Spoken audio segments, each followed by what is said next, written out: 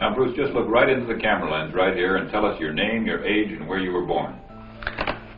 My last name is Lee, Bruce Lee. I was born in San Francisco in 1940. I'm 24 right now. And you worked in motion pictures in Hong Kong? Yes, since I was around 6 years old. And when did you leave Hong Kong? 1959, when I was 18. I see.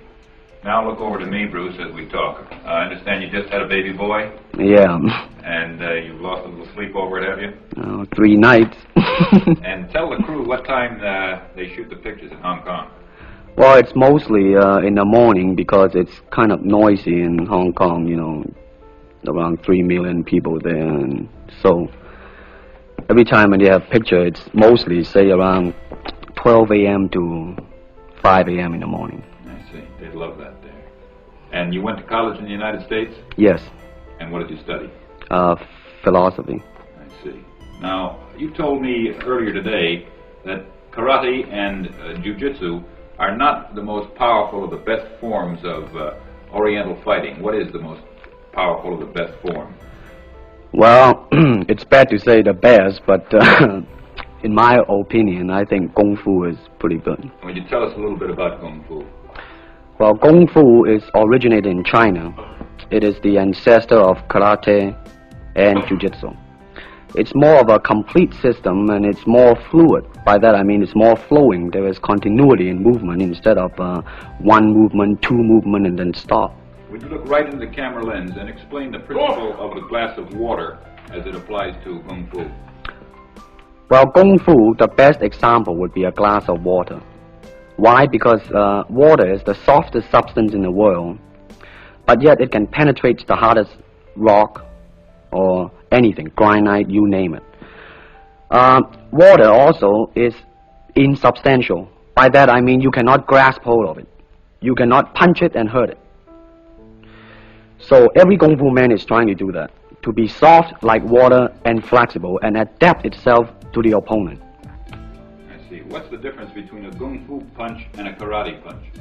Well, a karate punch is like an iron bar, wham!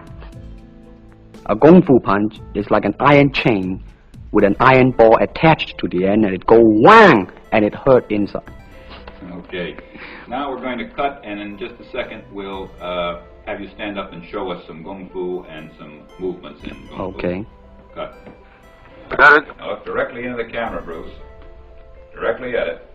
And now give me a 3/4 this way. And hold it. And give me a profile that way, all the way. Good. Hold it. Now come back to a profile on the other side. And hold that.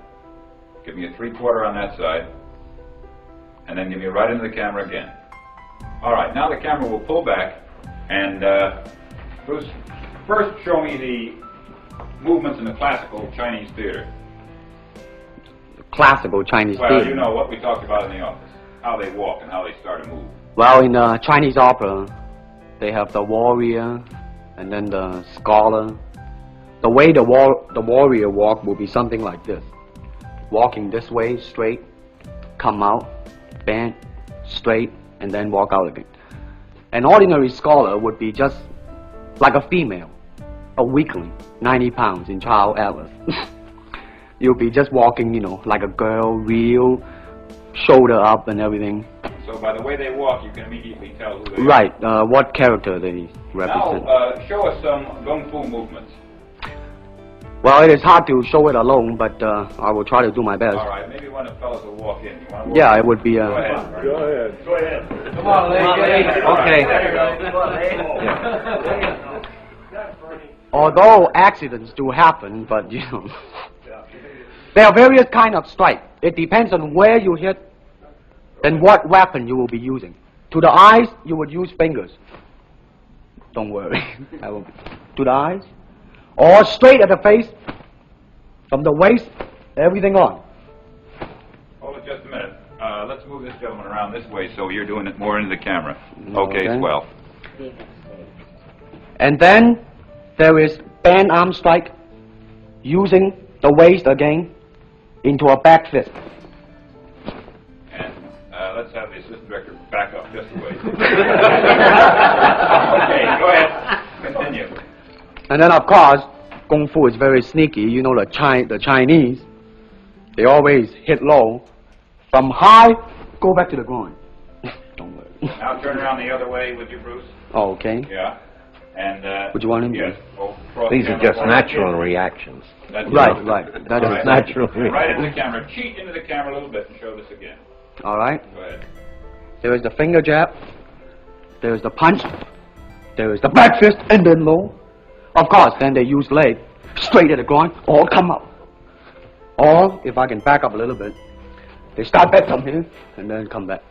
All right. It's kind of worry.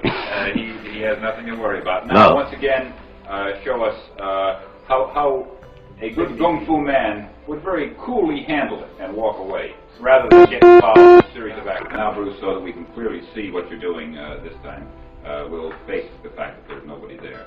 Okay. Show me now the difference between Jiu-Jitsu, which is long and involved, and Kung Fu, which is very quick if you have an opponent.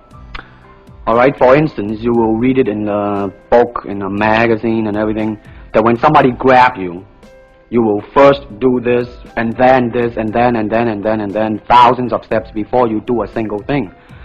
Of course, these kind of magazine would teach you to be feared by your enemies and admired by your friends and everything. See? But in Kung Fu, it always involves a very fast motion. Like, for instance, a guy grabbing your hand. It's not the idea to do so many steps. Step him right on the instep. He'll let go. This is what we mean by simplicity. Same thing in striking and in everything. It has to be based on a very minimum motion, so that everything would be directly expressed. One motion, and he's gone. Doing it gracefully, not to go yelling and jumping all over him, but to do Excuse me. Okay. Now, show me once again just a few movements there. Well, Kung Fu can be practiced alone or with a partner. Practicing alone, they involve forms. Some imitate a crane, a monkey, a praying mantis. This is a crane form. Start off.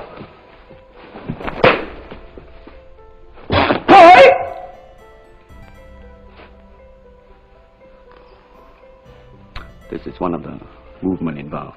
Show us one more movement and then we'll be all through. Okay, I'm glad to hear that. They have the tiger that start like a tiger, using claw to claw the face, or the beak of the crane to the eyes move.